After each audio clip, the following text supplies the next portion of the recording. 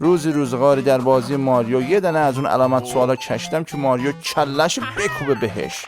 اونم رفت دورخیز کرد زات اشکل بازی به این میگن ها. جده bir dənə qarç از اون بیرار اومد.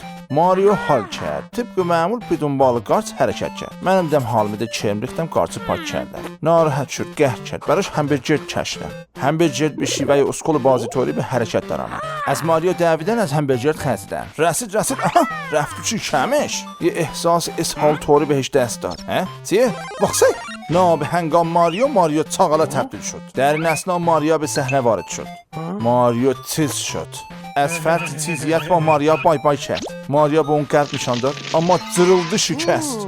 ماریو به چیز فرو رفت. با اون تخم هیکلن حرکت کرد. در راه به یه دونه از اون کله تیزیا رسید. کله تیزی هیکلش مسخره کرد خنده. قارداش ماریو مجلسی شد به روش جوتی هر دو کله تیزی اونو صاف کرد. الهدا دیدم کله تیزیا مسخرش میکنن براش تریدمیل کشیدم. بیا برو روش نرفته اوه میگی؟ ماریو چاقال شروع به تریدمیل سواری کرد. گده با این سرعت bu heykela olmaz. با اینم olmaz بالا. olmaz yar. ماریو چاقال شه kimi میدوید. دست باش به شکل عنکبوت در آمده بود که اونو پاک کردم. ناگهان گاز گرفت و صحنه خارج شد. در این اثنا سلاش پشت اسکول در حال حرکت بودن که ماریو اونها رو به فاک داد. ماریو جامش kimi میدوید که زات به دودکش ثابت کرد. دده و ننسی yandı. یه جورایی گرخیتک رفته بود که من مدادی نزدیک کردم. سیخش بردم پشتش فشار دادم گذاشتم رو دودکش. چاقال یه نمه مجلسی شد. منم نوکشی کلesine فشار دادم فرو کردم دودکشin içinde. Ondan sonra bir dənə tənc دودکش کشیدم. لا تردد. به این میگن روش لاغری دودکشی.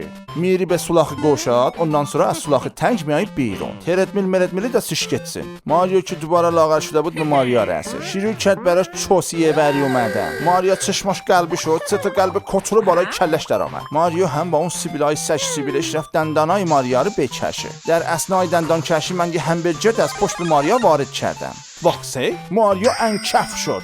ماریا ول گفت ای بیخت من سنه عاشقم. در اثنای انکفیت یک همبرگر به ماریو وارد شد. ماریا نگاه کرد گفت هیکل بیلاک نیست دوست دارم چاقال. ماریو حال کرد گفت منم تو رو دوست دارم. عدل کیمین شدی تخم سگ. و ناگهان جلو به شما و خانواده اشک کیمین دندانای همدیگر کشیدن. زهر مار